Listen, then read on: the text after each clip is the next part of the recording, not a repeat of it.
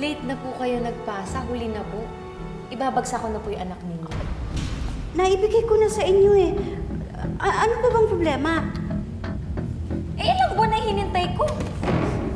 Ang haba na ng palugit na binigay ko sa inyo.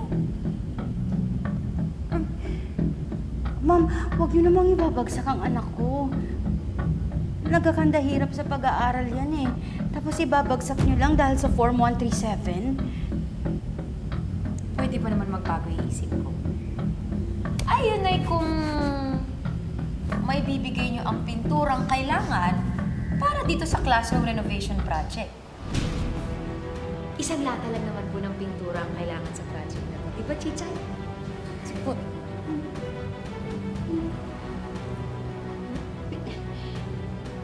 Maliit lang ang kita ko sa trabaho ko eh.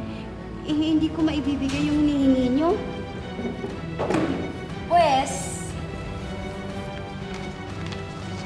ibabagsak ko na lang po anak ninyo.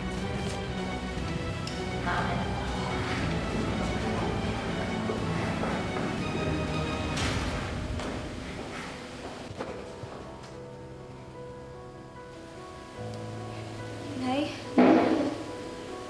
totoo po bang ibabagsak ako ni Teacher Trixie? Hindi anak. Hindi ko hayaang bumagsak. Mag-aral ka mabuti. Gagawa ng nanay ng paraan to.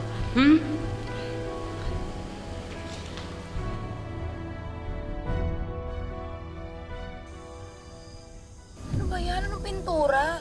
Nung isang araw, Form 137 yung hinihingi. Tapos ngayon, pintura. Hanggang kailan ba yung hingian? Mars, huwag mo naman pwersahin yung sarili mo. Baka naman magkasakit ka niyan at mas lalong lalaki ang gastos mo. Sige ka. Tsaka, ano naman magagawa nila kung hindi ka makapagbigay ng pintura? Yun nga, sabi ni Ma'am Trixie, ibabagsak niya si Chichay. Ano? Sinabi niya yun? Ay, napakawalang yung teacher.